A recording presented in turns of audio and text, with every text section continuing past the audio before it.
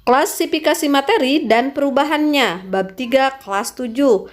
Assalamualaikum. Pada bab 3 ini kita akan mempelajari tentang klasifikasi materi.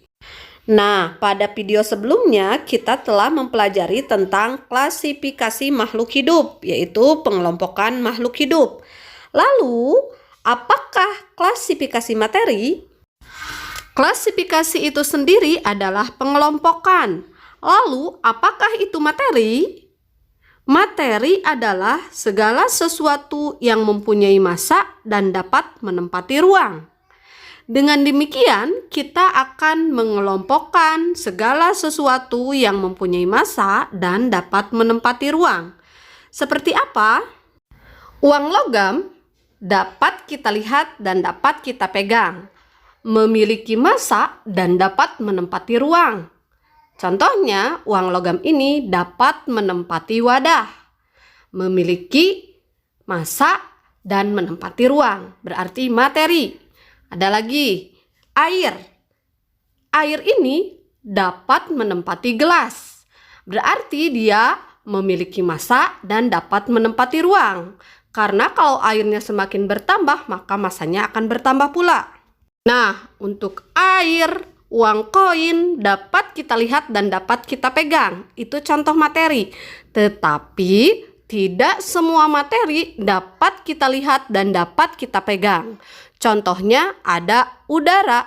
Udara tidak dapat kita lihat dan tidak dapat kita pegang, tetapi merupakan materi karena memiliki massa dan dapat menempati ruang. Contoh, ini ada balon, kemudian kita tiupkan udara ke dalamnya. Balon tersebut diisi dengan udara, berarti udara dapat menempati ruang. Kalau balonnya ditiup semakin besar, maka massanya akan bertambah.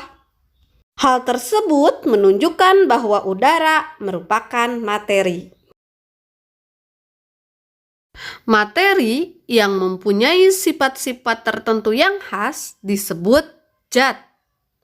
Wujud zat ada 3 macam, yaitu zat padat, cair, dan gas. Masing-masing dari zat tersebut memiliki sifat yang berbeda. Berikut perbedaan sifat zat padat, cair, dan gas. Sifat zat padat mempunyai bentuk dan volume tertentu. Yang kedua, jarak antar partikel zat padat sangat rapat. Yang ketiga, partikel-partikel dari zat padat tidak dapat bergerak bebas. Yang kedua, sifat zat cair mempunyai volume tertentu tetapi tidak mempunyai bentuk yang tetap, bergantung pada media yang digunakan. Yang kedua, jarak antar partikel zat cair lebih renggang. Dan yang ketiga, partikel-partikel zat cair dapat bergerak bebas namun terbatas. Yang ketiga, gas. Gas tidak mempunyai volume dan bentuk yang tertentu. Kedua, jarak antar partikel gas sangat renggang. Yang ketiga, partikel-partikel gas dapat bergerak sangat bebas. Yang barusan adalah materi berdasarkan sifatnya. Sekarang kita masuk ke materi berdasarkan komposisinya. Berdasarkan komposisinya, materi dibagi menjadi 2. Ada zat tunggal dan campuran. Zat tunggal dibagi menjadi 2. Ada unsur dan senyawa. Sedangkan campuran juga sama, dibagi menjadi 2 bagian, ada heterogen dan homogen. Heterogen terdiri dari koloid dan suspensi, sementara homogen terdiri dari larutan. Oke, kita bahas zat tunggal. Zat tunggal adalah materi yang hanya tersusun dari satu jenis zat. Zat tunggal yang pertama ada unsur. Unsur merupakan zat tunggal yang tidak dapat dibagi lagi menjadi bagian yang lebih sederhana dan akan tetap mempertahankan karakteristik asli dari unsur tersebut. Misalnya, contoh unsur ada emas, nikel, tembaga, seng, besi yang masing-masing dari unsur tersebut Apabila dibagi menjadi bagian terkecil akan menghasilkan atom emas, atom tembaga, atom besi, atom nikel yang masing-masing masih memiliki karakteristik dari unsur tersebut. Para ahli kimia menggunakan simbol atau lambang untuk menunjukkan perbedaan antara unsur kimia yang satu dengan yang lainnya.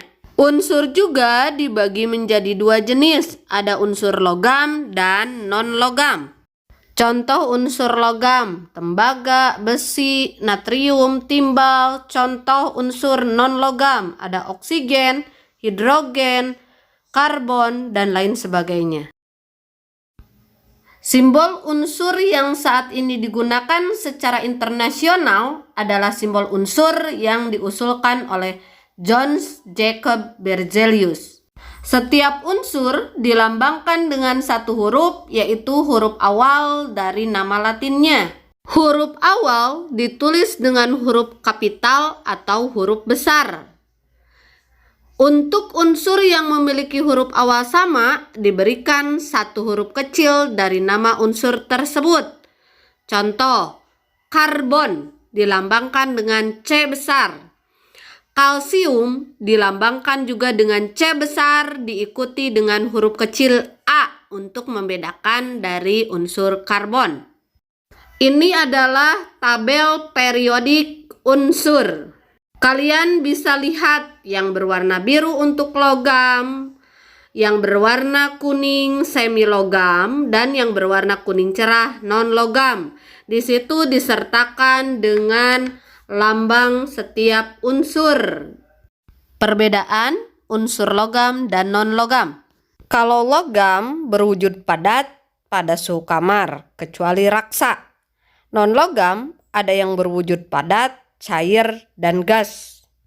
Dapat ditempa dan diregangkan. Non-logam bersifat rapuh dan tidak dapat ditempa. Logam merupakan konduktor listrik dan panas, sementara non-logam non-konduktor kecuali grafit. Berikut kegunaan unsur logam dan non-logam, diantaranya ada natrium sebagai bahan untuk membuat lampu natrium. Ada strontium, senyawanya digunakan untuk membuat warna merah pada kembang api.